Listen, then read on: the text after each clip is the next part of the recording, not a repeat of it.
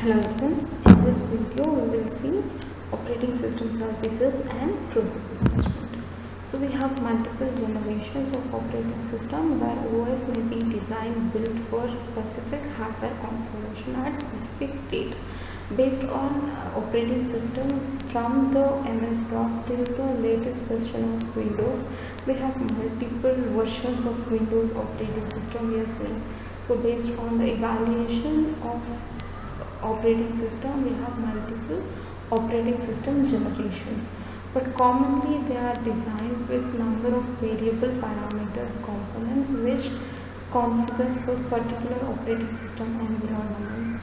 At one extreme, the operating system source code can be edited, recompiled and linked to a new kernel, so we don't need to rebuild the entire operating system, where we can have a old operating system's code still existing and we can rebuild the new features for operating system. Next we have system boot.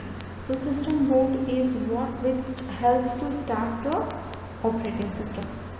So every computer will have read-only memory where a bootstrap program or firmware program is loaded. When the power up or power is started, once the RAM gets the power, it will start bootstrap programming working. There will be an init function which initializes the system. The init function from bootstrap program will start execution, and this init function is responsible for calling operating system's function and loading the operating system kernel onto the main memory. Next we have process. We all know that a process is a active entity where a process means which is under execution. The operating system executes program in two forms. One is batch system, where one program is given for execution, then that complete program will be executed, then operating system take another program for execution. Next is multi-programming or time shared system, where your CPU is divided into multiple time slots and each time slot is given with one user program or a task to execute, and once the time exceeds, then the control goes to next process for execution. So process is a program under execution. Process executes most progress of sequential fashion. The program will be executed in a sequential order of a program.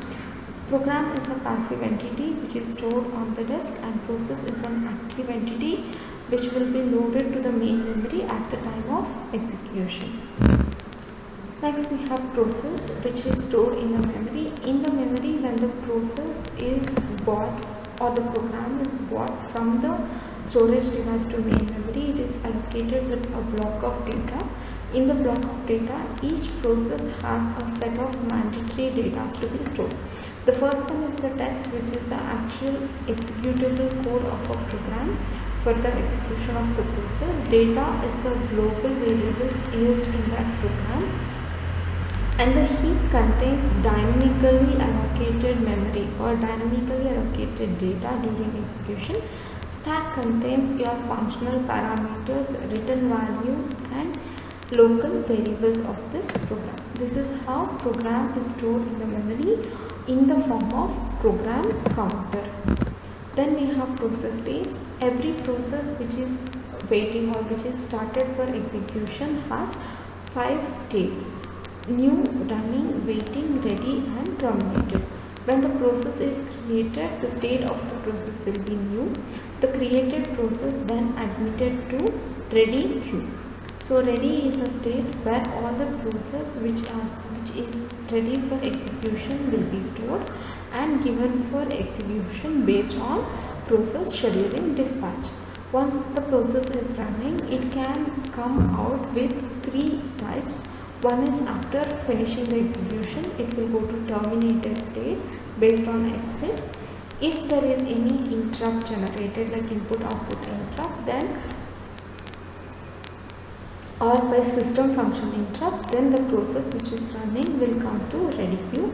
This interrupt may be even CPU time exceed.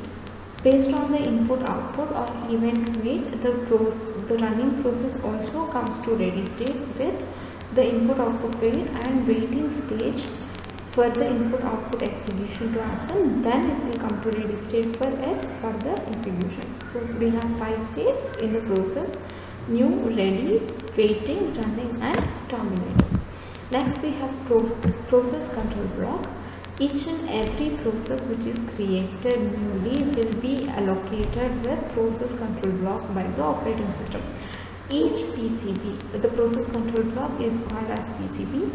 Each PCB of a process will contain complete information about the process, like process state, which mention which condition the process is, like running, waiting, execute, or running, waiting, terminated or ready.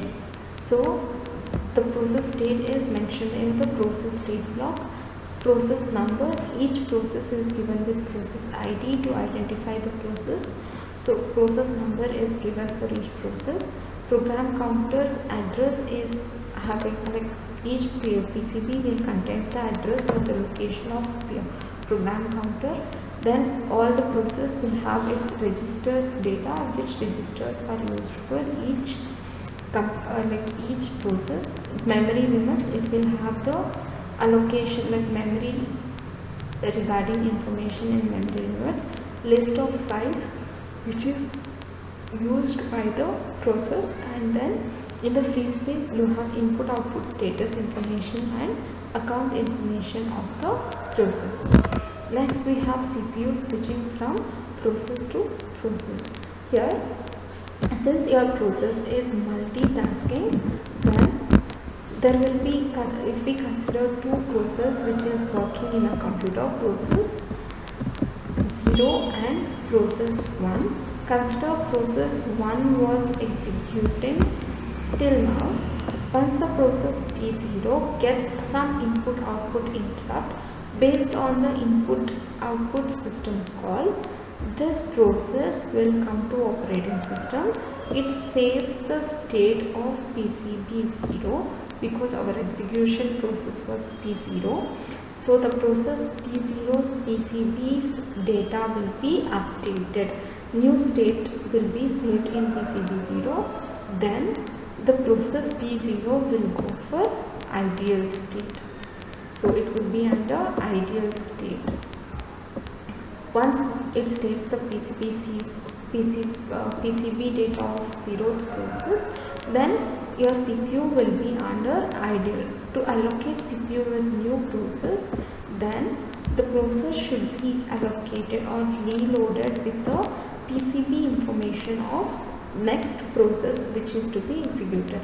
We'll consider P1 is a process which is to be executed next. So it was under ideal condition till now because your P1 or process P0 was executing. So this data of PCB1 will be reloaded by the operating system to the main memory. Then it is allocated with CPU and execution happens. Based on the interrupt or system call, the old data of the PCB, like PCB1's old data is updated with the latest data. So saves the state of PCB1, then it will go for ideal state again. Then once the P1 will complete the data execution, the process 1 completes the execution, then it should, like CPU will be under ideal state. So to work for CPU based on P0's ideal state are its interrupt, the P0's data or PCB0 is reloaded back for execution and then given for CPU to execution. This is how CPU switches from one process to another process for execution. And PCB is a process control block which contains all the information. Once the process needs to go for ideal state, the operating system will load the current data of current state and data of that process to the existing PCB, and it reloads the next process which is to be executed PCB data for its execution. and